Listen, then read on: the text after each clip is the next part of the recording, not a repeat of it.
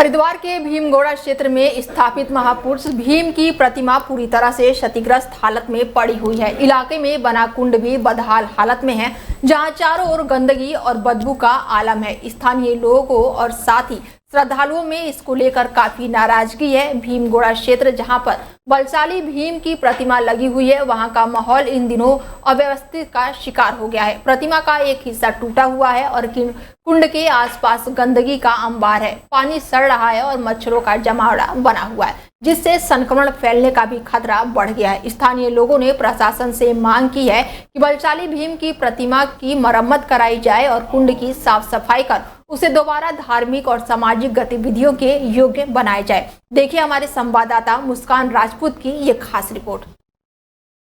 नमस्कार, आप देख रहे हैं डेली 24। मैं हूं आपके साथ मुस्कान राजपूत। आज हम भीमगोड़ा में मौजूद हैं। यहाँ पर हमारे साथ शुभम महंत जी मौजूद हैं। यहाँ पर आज हम पहुँचे हैं। हम इसलिए पहुँचे हैं, यहाँ पर जो मूर्ति बनी हुई है, हरिद्वार में लगातार देखा जा रहा है जितनी भी मूर्तियाँ हैं वो खंडित, पूरी तरीके से खंडित की गई है। यहाँ पर हमारे साथ शुभम महंत जी मौजूद हैं, उनसे बात करेंगे कि ये जो भीमगोड़ा में भीम की मूर्ति है ये खंडित है, तो इसके बारे में क्या कहना चाहेंगे?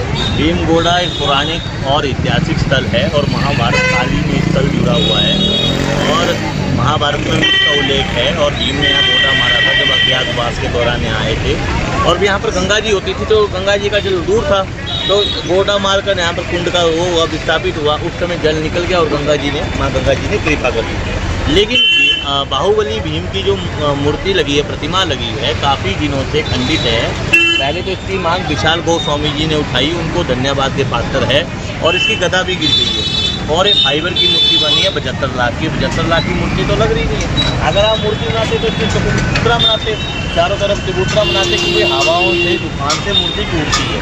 कई जगह पेड़ छंटाई नहीं होती तो कई जगह टूट रही है। अभी तूफान आया था पीछे, कितना नुकसान हुआ, कहीं बिजली पड़ जाती है। हर चीज़ प्राकृतिक आपदा से भी हम खेल रहे हैं, तो हम सौंदर्यीकरण को खेल रहे हैं, प्राकृतिक तो आपदाओं से भी खेल रहे हैं। तो उस तरह से हो जाती है घटनाएं, पूरे देश में होती है, पूरे विश्व में होती है। हमारे देश में चाइना तक में, जापान तक में होती है। लेकिन जापान में देखिए तत्काल खंडित चीज़ों को तत्काल ठीक किया जाता है। तो हिंदू जो सनातन परंपरा है उसमें से जो खंडित मूर्ति है उसको तत्काल हटाकर उसको प्रवाहित किया जाता है। लेकिन यहाँ देखिए कोई अधिकारी नहीं सुनने वाला।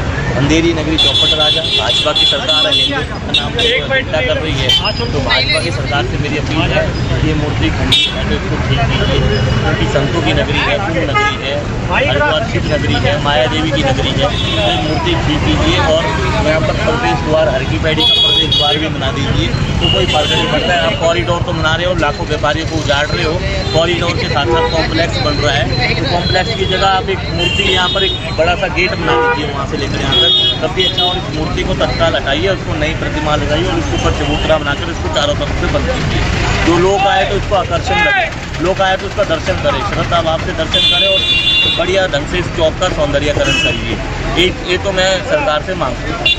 तो अभी तक आपने किसी को इसके बारे में अवगत कराया है? मैंने अंशुल सिंह जी को अवगत कराया है, मैंने नगर आयुक्त को अवगत कराया, मनीष सिंह जी को अवगत करवाया है, अंकित भाई जी ने भी ज्ञापन दिया, कपिल भाई जी भी अवगत करवा रहे हैं, मनोज निषाद जी भी अवगत करा रहे हैं और हम 4 लोग ही इस मूर्तियों में अवगत करा रहे हैं। और 5वें विशाल गोस्वामी जी जो आपके पत्रकार टीम के, उन्होंने मेरे को अवगत कराया तो हमने कराया। बाकी आप तमाम मीडिया साथियों को मैं धन्यवाद देता हूँ, चाहे वो तनवीर अली जी हो, चाहे आप हो, चाहे चंद्रशेखर जी हो, चाहे विशाल जी हो, चाहे वो जो बहन जी है वो हो, और बाकी जितने भी पत्रकार जो print media, electronic media, Amar Ujala, Hindustan, कल हिंदुस्तान में भी खबर छप जाएगी और 75 लाख का इसमें घोटाला हुआ है, कहाँ गया।